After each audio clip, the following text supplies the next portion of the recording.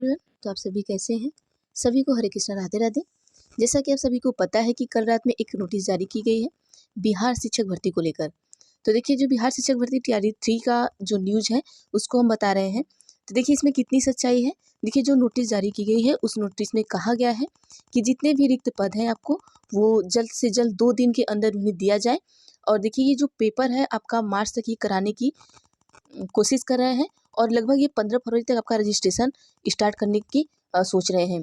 तो देखिए, आप ये मत सोचिए कि एग्ज़ाम नहीं होगा, एग्ज़ाम हो भी सकता है, क्योंकि इसमें कोई दो राय नहीं है। क्योंकि अगर सरकार बदलती है तो चीज़ें बहुत कुछ बदल जाती हैं। कि देखिए, जो भी सरकार अगर वो बदल रही है तो सरकार चाहती है कि हम जो अपना काम किए हैं वो हमारा ही रहे। जैसा आप सभी को पता है कि लगभग मार्च में आपका क्या होगा, मार्च में आपका आचार संहिता लग जाएगा। लेकिन कुछ लोग को ये लग रहा होगा कि जो आचार संहिता लग जाएगा तो पेपर कैसे होगा। तो आप इस कन्फ्यूज़न में बिल्कुल मत रहिएगा।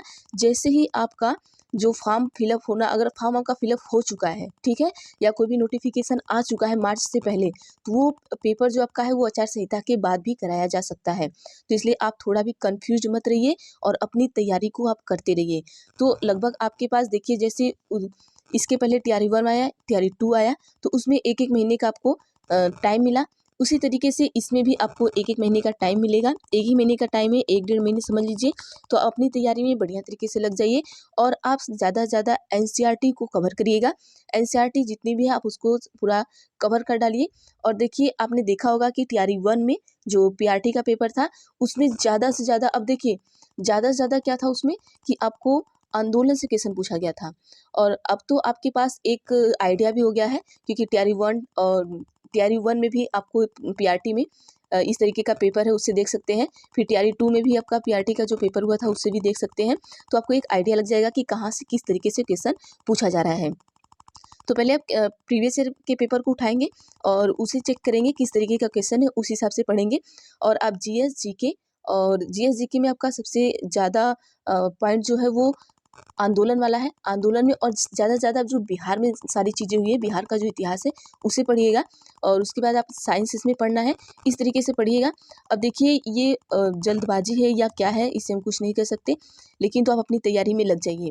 और अभी जो बच्चे सीटेट में अभी एग्ज़ाम दिए हैं वो बहुत कन्फ्यूज़ होंगे कि इस तरीके से अगर एग्ज़ाम हो गया तो हम तो नहीं कर पाएंगे। तो देखिए, हो सकता है कि आपको मौका दे भी दिया जाए, हो सकता है नहीं भी, क्योंकि चुनाव का माहौल है। हो सकता है आपको अपेयरिंग वालों को भी ले लिया जाए। तो आप भी अपनी तैयारी करिए। अगर लेते हैं तो भी ठीक है, नहीं लेते हैं तो आने वाली अगली भर्ती में जो साल में एक बार होने वाली है उसमें तो आप जा ही सकते हैं। तो इस तरीके से ये रही आज की न्यूज़। तो देखिए, अब इसमें आप ये कन्फ्यूज़ मत होइएगा कि आज मतलब कि अब ये होगा, नहीं होगा, क्या होगा। आज से ही अपनी तैयारी को स्टार्ट कर दीजिए। और देखिए, ये इसलिए कहा जा रहा होगा क्योंकि सारे न्यूज़ में तो पहले चलाया गया, तो उससे तो लोग भरोसा नहीं कर रहे थे। लेकिन यहाँ पर जो लेटर जारी हुआ देर रात में, लगभग 12 से साढ़े 12 बजे के बीच में इस तरीके से लेटर जारी हुआ।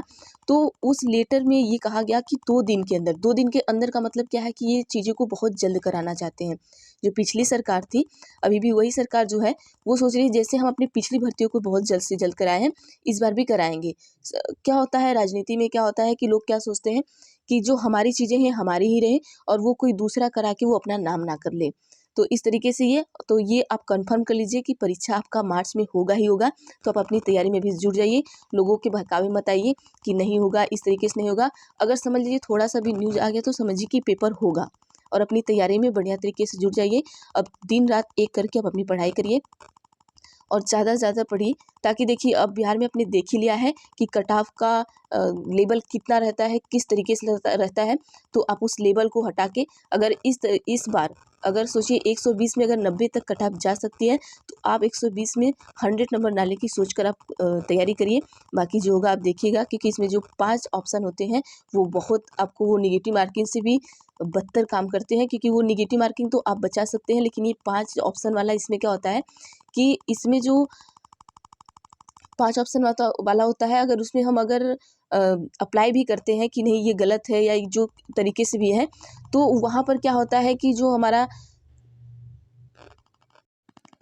जो आयोग होता है तो देखिए 5 ऑप्शन में जो आयोग होता है ना, आयोग भी उसमें वो उसका बहुत अच्छा आइडिया होता है कि 5 ऑप्शन देके आयोग भी क्या करता है, इनमें से एक से अधिक या इनमें से कोई नहीं मान लेता है। तो वहाँ पर आप ही फंसते हैं। आयोग वहाँ पर अपने को क्लियर बाहर कर लिया है इन चीज़ों को, या कोई भी क्वेश्चन आपका अगर आपने कहा कि ये क्वेश्चन गलत है तो वो मानने को तैयार नहीं होते हैं, क्योंकि वे अपनी गलती नहीं लेते हैं। तो इस तरीके से आप देखिएगा, क्योंकि ये 5 ऑप्शन वाला क्वेश्चन बहुत खतरनाक होता है। तो चलिए आज के लिए बस इतना ही। ऐसे अगर बाकी हम देखते हैं क्या न्यूज़ आती है तो हम आपको ज़रूर बताएंगे। तो चैनल पर नए तो प्लीज़ चैनल को सब्सक्राइब कर लीजिए, बेल आइकन को भी क्लिक कर लीजिए, ताकि जो भी वीडियो मैं बनाऊँ आप तक ज़रूर जाए। तो थैंक यू एवरीवन।